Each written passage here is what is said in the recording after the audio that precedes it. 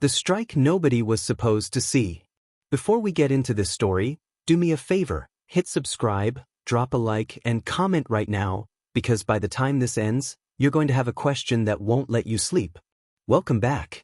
And tonight, we're stepping into a case that starts like a military operation, but ends like a criminal conspiracy. Because this wasn't just another strike. This wasn't a drone firing at a random dot in the ocean. This was a U.S. military naval strike in the Eastern Pacific, targeted, deliberate, and so quiet that most people never even heard about it until it was too late. And what makes it worse? The men on that vessel weren't just smugglers. They were labeled something far more dangerous. Narco-terrorists. But here's the problem. That word doesn't get used unless somebody wants to send a message. And if you stay until the end of this story, you'll understand exactly who that message was for, and why the retaliation was already in motion before the smoke even cleared. The ocean was calm that night, too calm. A wide black sheet stretching to the edge of the world, with no land in sight and no lights except the stars. But just after midnight, the calm broke. A radar screen on a U.S. Navy vessel lit up with a small signature moving fast across the water. Low profile. No navigation lights. The kind of boat that didn't want to be seen. The kind of boat that didn't want to be found. It wasn't a fishing vessel. It wasn't a tourist boat. It was a go-fast. And in the Eastern Pacific, that meant only one thing. Cocaine. The crew tracking it didn't cheer. They didn't celebrate. They went silent. Because they weren't just intercepting a shipment. They were intercepting a route. A pipeline. A floating artery feeding cartel money into North America. And on that night, the U.S. military wasn't just watching. They were waiting. The go-fast vessel cut across the water like a blade. It moved with the confidence of people who had done this 100 times. It wasn't running from anything. It was on schedule. 3 men were visible on deck, shadows moving in tight, practiced motions. One stayed near the helm. One crouched by the cargo. One scanned the horizon with binoculars. Their faces were impossible to see. But their body language told a story. They weren't amateurs. They were trained. And that's what changed everything. Because smugglers don't usually move like soldiers. The U.S. vessel stayed far enough away that the smugglers wouldn't detect them, but close enough to confirm what they needed. The intelligence wasn't vague. It wasn't based on rumors. This strike had been planned. Someone had fed them exact coordinates. A predicted time window. A confirmed payload. And most chilling of all, a warning. Do not attempt boarding. That line alone was unusual. Because the Coast Guard boards vessels all the time. That's how seizures happen. That's how arrests happen. But this time? No boarding. No arrests. No survivors. The mission wasn't to capture. It was to erase. A command was given. And the ocean turned into a war zone. The strike came fast. Not dramatic. Not loud at first. Just a sudden flash in the distance. Like a camera going off in the night. Then a violent explosion. The go-fast vessel erupted into fire and shredded metal, its hull cracking open as if the ocean itself had punched it in half. Fuel ignited instantly. Cargo burst into the water. And the men, those dark figures on deck, vanished into smoke and flame. The U.S. crew watched through thermal imaging. They didn't move to rescue. They didn't launch a boat. They didn't throw flotation devices. They watched. Because the order was clear. Those targets were not to be recovered. Minutes later, the fire started dying. The ocean swallowed what it always swallows. The wreckage drifted. And the sea returned to silence. But something strange happened next. Something that wasn't in the briefing. The thermal camera caught a 4th heat signature. Not on the boat. Not in the water. But just beyond the debris field. Moving in a slow, controlled pattern.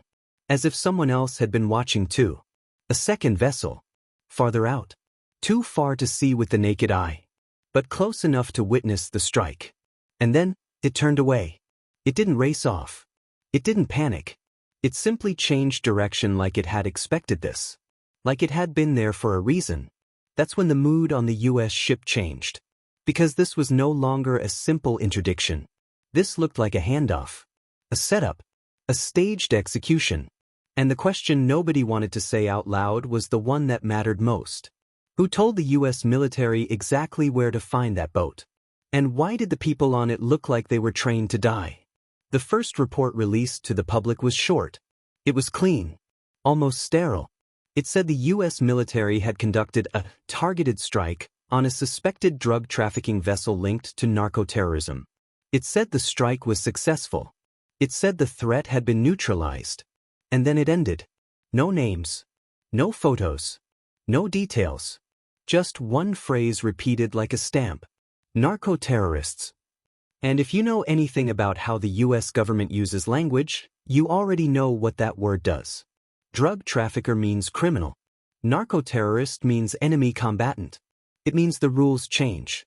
It means due process disappears. It means the public doesn't get to ask questions.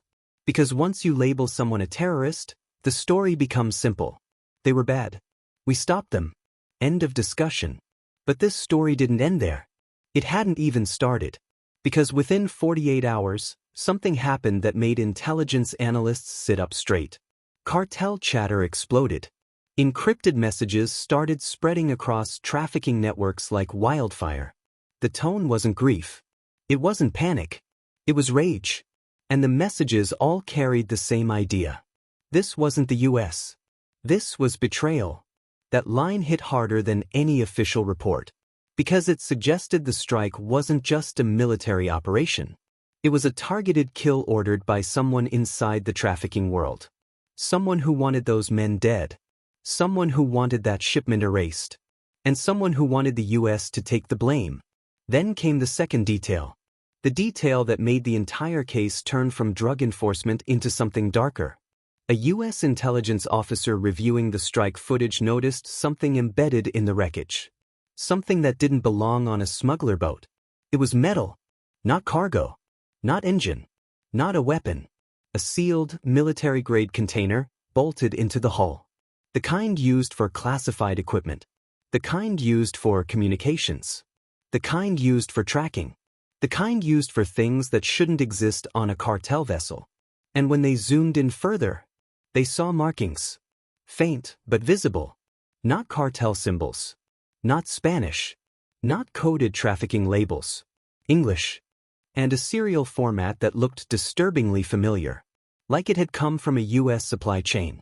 That's when the officer realized something terrifying. This wasn't just cocaine. This wasn't just cartel money. This boat had been carrying something else.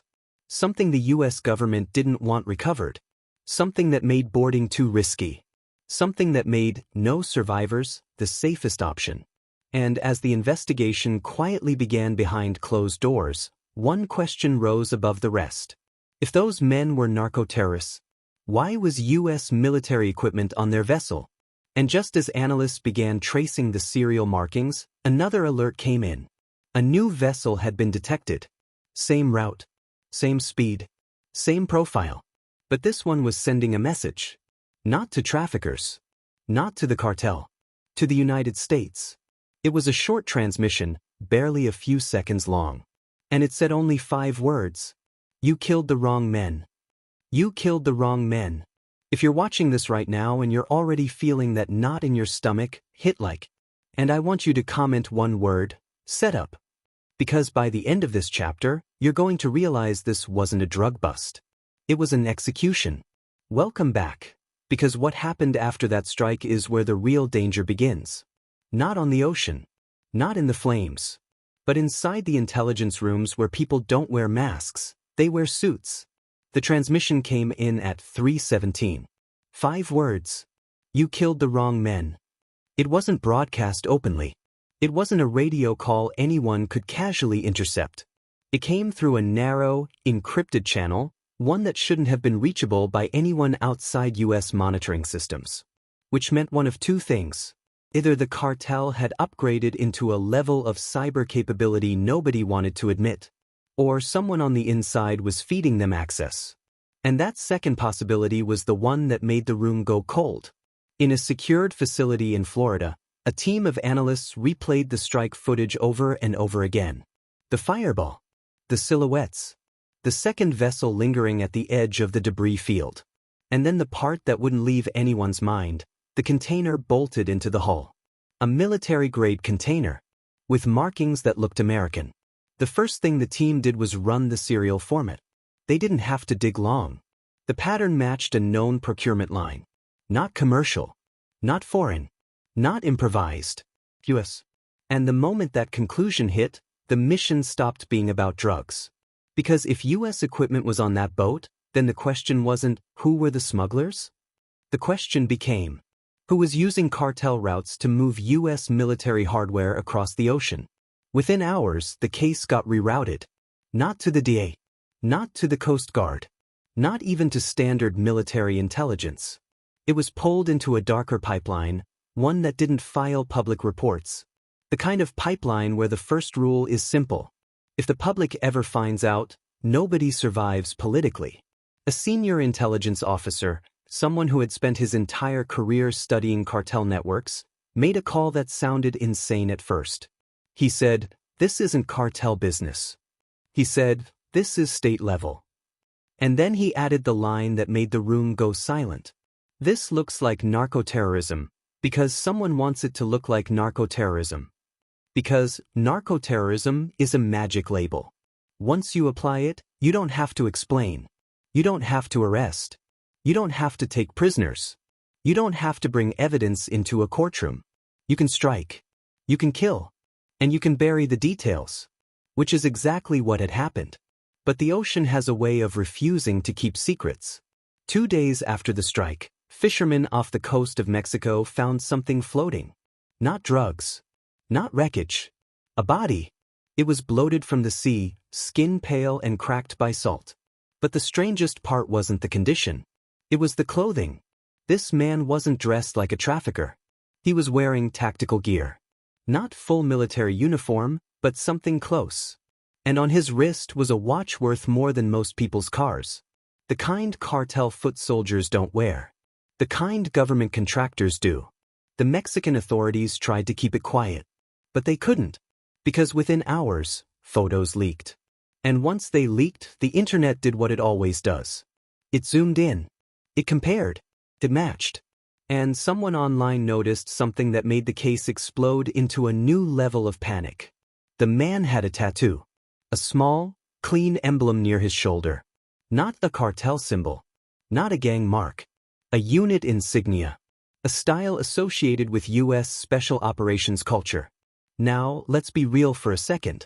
If this story is already messing with your head, subscribe right now, because Chapter 3 is going to hit like a truck. And I want you to comment this question. Who was he? Because that's the question investigators were terrified to ask out loud. The U.S. response was immediate. Not publicly. Quietly. A request was sent through diplomatic channels to recover the body. But Mexico didn't cooperate fast enough. Because cartels were already moving. They had their own people looking for that corpse. And not to mourn. To erase. By that night, the body disappeared from the morgue. No forced entry. No alarms triggered. No CCTV footage. Just gone. And when officials tried to blame corruption, one investigator said something that made the situation even worse. This wasn't corruption. This was precision. This was professional.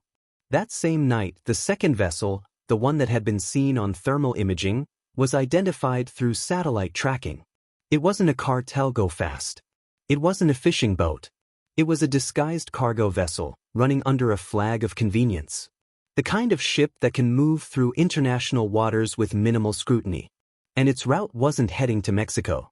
It was heading south, toward a stretch of coastline where cartels don't just operate. They govern. The team tracking it assumed they were watching a drug ship. Until the cargo logs came in. Because the logs didn't list cocaine. They listed agricultural equipment. But the weight didn't match. The dimensions didn't match. And the shipping company tied to it didn't exist 6 months ago. A shell. A ghost. The kind of operation built for one purpose. Move something illegal without leaving fingerprints. At this point, the investigation split into 2 wars happening at the same time. One war on the ocean, tracking routes. Another war behind desks, tracking people. Because the serial number from the container wasn't just US style. It traced back to a specific contractor supply chain. And that supply chain was tied to a defense subcontractor with offices in Virginia. A company that did legitimate work, but also did special projects. Projects that didn't show up in budgets. Projects that didn't show up in oversight. Projects that lived in shadows. The lead analyst on the case, an obsessive, detail-driven woman named Harper, started digging into the contractor. She didn't sleep. She didn't go home. She just kept pulling threads. And the more she pulled, the more she realized something terrifying. This wasn't a rogue cartel using American equipment. This looked like American equipment being deliberately moved through cartel routes. Meaning somebody was using narco pipelines to move classified materials. And if that was true, then the strike wasn't aimed at drugs. It was aimed at stopping a leak. But here's where it gets worse. Because Harper discovered something in the procurement records that didn't make sense. A shipment of secure communication modules had been logged as destroyed in a warehouse fire 3 months earlier. The paperwork was clean. Insurance claims filed. Investigations closed. Case done. Except the serial number in the United States. A man was found dead in a hotel room in San Diego. No signs of forced entry. No struggle, just a clean, silent death. But the police noticed something that made them call federal authorities immediately. The man had been a mid-level employee at the Virginia defense contractor. Not an executive. Not a CEO. Just someone who handled logistics. Shipping. Manifests. Routes. And on his phone was a draft message he never sent. It was one sentence. Deleted. Typed again. Over and over. Like he was trying to convince himself to press send. The message read, "They're using cartel boats to move it."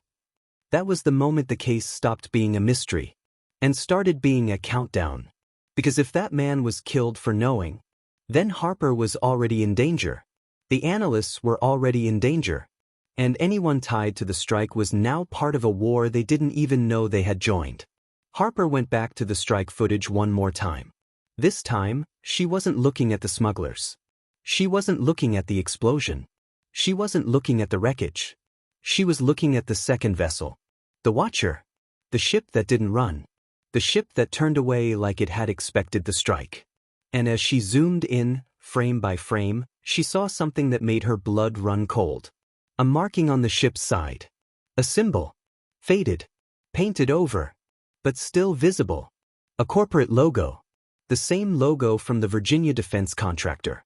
And in that moment, Harper realized the truth. The strike wasn't a war on drugs. It was a cleanup. A cover-up. A controlled burn. And the US military had been used as the match. Then her screen flashed. A new alert. A new intercept. A message sent through cartel channels. It wasn't in Spanish. It wasn't even coded. It was in English. And it was addressed to someone by name. Her name. Harper. Stop digging. Or you'll be next. The real target. Before we jump in, if you've made it this far, you're not a casual viewer. You're one of the people who can actually handle stories like this. So hit subscribe right now because the ending of this case is the kind of truth most channels won't touch. And I want you to comment this right now. Who ordered it? Because by the end of chapter 3, you'll have your answer, and you might not like it. Harper didn't scream when she saw the message. She didn't panic. She didn't run. She just sat there, staring at her own name on the screen. Because this wasn't a threat from a cartel street soldier. This wasn't a random intimidation tactic. This was precise. It meant someone had access to cartel communication channels and knew exactly who she was. And that could only happen if two worlds had collided, the cartel world and the American world. Harper reported it immediately. Within an hour, she was placed under protective detail. Not the kind where two uniformed cops sit outside your apartment. The kind where people don't tell you their names. The kind where you're moved without being told where you're going. The kind where your phone gets taken and replaced with a secure device that only calls one number. And even then, she knew it wouldn't matter. Because if the cartel could reach her name, the cartel could reach her location. Or worse, someone inside the US system could. The investigation team gathered in a secure briefing room. A new unit had taken over the case. Not Coast Guard. Not regular intelligence. A joint task force built for one reason: containment. Because the moment that defense contractor logo was spotted on the second vessel, the story became radioactive. It wasn't just about drugs anymore. It wasn't just about cartel routes. It was about U.S. military-grade equipment being moved through narco pipelines. And a strike that looked less like law enforcement and more like an execution. The task force leader, a stone-faced man who never raised his voice, laid out the situation in one sentence. We need to know what was on that boat. Not who. Not how much cocaine. Not where it was going. What? Harper had been thinking the same thing for days. The drugs were a cover. The tactical gear was a clue. The encrypted transmission was a warning. And the container? That container was the heart of it. Because if a secure communications module had been stolen, or worse, sold, then it meant something terrifying. Someone had the ability to intercept U.S. military channels. Someone could track operations. Someone could compromise missions. And if that fell into cartel hands, it wasn't just a drug war. It was national security. Then the task force dropped the next bomb. They had found the fourth man. Not the one who washed ashore. The fourth heat signature from the strike footage. The one that shouldn't have been there. The one moving just beyond the debris field. They had a name. A real name. And it didn't belong to a cartel. It belonged to a former U.S. contractor. A man who had once worked on classified maritime communications. A man who had disappeared from official records 2 years earlier. A man who, according to paperwork, was dead. That revelation hit like a gunshot in a silent room. Because it meant the go-fast boat wasn't carrying random traffickers. It was carrying trained assets. People who knew U.S. tech. People who knew U.S. procedures. And people who had either defected or been sold. If you're watching this and you think you already know how it ends, pause for a second and hit like. Because this ending is going to twist harder than you think. And comment this. Defector. Because the next reveal is where everything turns. The task force ran the contractor's old identity through travel databases. Nothing. They ran his face through airport cameras. Nothing. They ran his fingerprints through old federal systems. A match came back. Not in the U.S. In Colombia. From a raid 5 months earlier on a cartel safehouse. A safehouse where U.S.-made encryption hardware had been found. A safehouse where the raid had ended in a firefight. And a safehouse where one person had escaped. A man described as American. Now they had a thread. And Harper did what she did best. She pulled. She started digging into the defense contractor's executive team. Their finances. Their shell companies. Their offshore accounts. And the deeper she went, the more obvious it became. This wasn't just one rogue employee selling equipment. This was organized. This was systematic. This was a business model. The contractor wasn't simply doing government work. They were running a shadow supply chain. And cartel routes were their shipping lanes. Which meant the cartel wasn't just buying drugs and guns. They were buying intelligence, surveillance, encrypted communications, and possibly something even worse. Then came the part nobody expected. A leak. Not from journalists. Not from whistleblowers.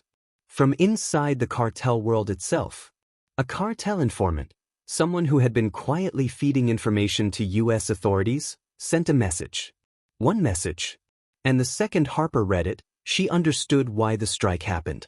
The informant wrote, "That boat was never supposed to arrive. The men on it were not smugglers.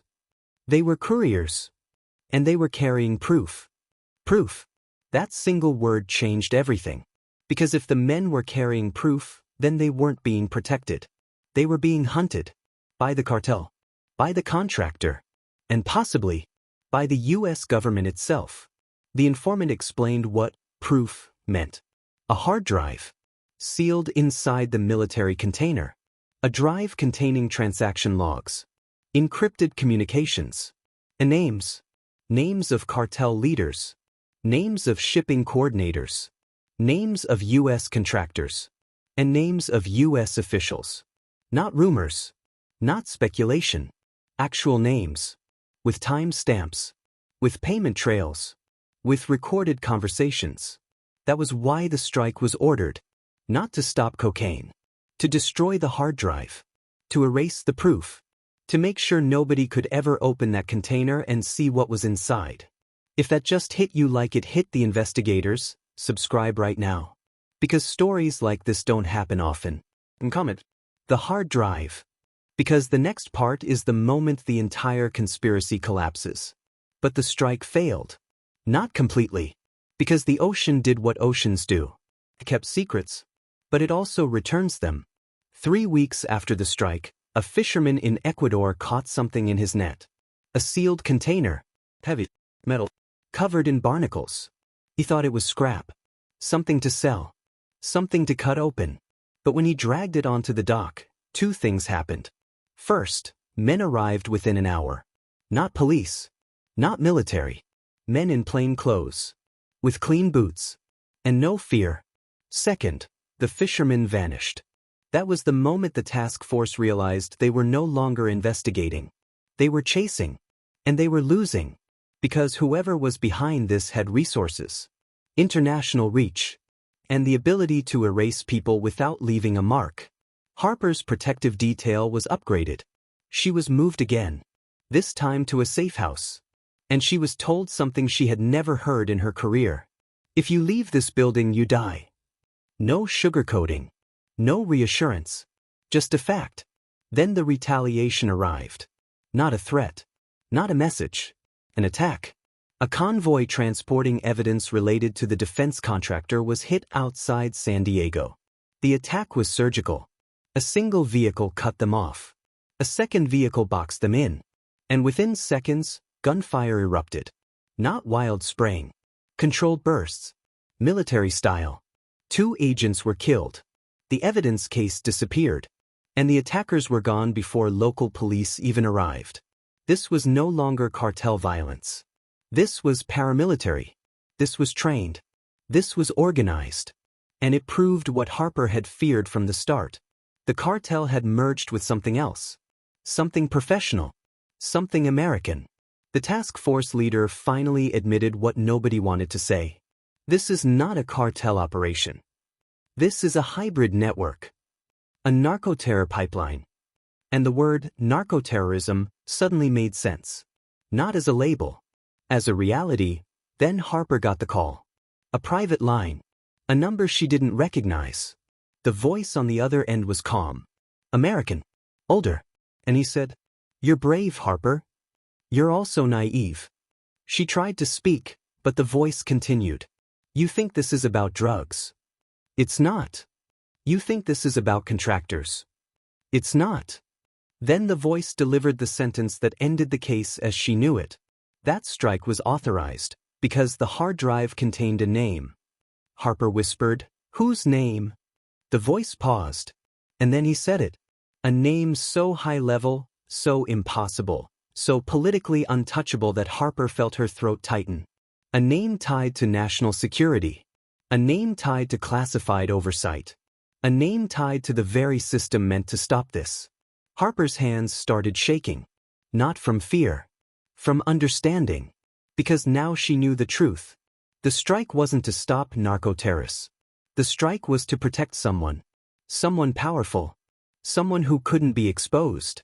Someone who would rather burn a boat in the ocean than let a hard drive reach shore. And in the end, that's exactly what happened. The investigation didn't end with arrests. It didn't end with a trial. It ended with silence. Files sealed. Evidence classified. Witnesses relocated. And Harper? Harper was removed from the case without explanation. Her clearance revoked. Her career ended in a single day. No thank you. No medal. No closure. Just a warning. Forget what you saw. But the cartel didn't forget. And neither did the people who had lost men in that strike. Because 3 months later, another vessel was destroyed in the same corridor. Same method. Same silence. Same official statement. Suspected narco-terrorists neutralized. And this time, there was one new detail. A message painted inside the wreckage. A message that investigators only saw because a drone camera caught it before the ocean swallowed it. We remember. And that's the part that should terrify you. Because the public thinks this is a war on drugs. But what this story really shows is that the war has evolved. It's not just cartels anymore. It's networks. It's contractors. It's officials. It's people with power using criminals as tools. And when those tools get too close to the truth, they don't get arrested. They get erased. If you made it to the end, I want you to do one thing. Subscribe. Because I'm telling you right now, this isn't the last story like this. And comment. We remember. Because if you understood what this case really means, you'll know why that message matters. And if you think this was intense, you're not ready for the next one.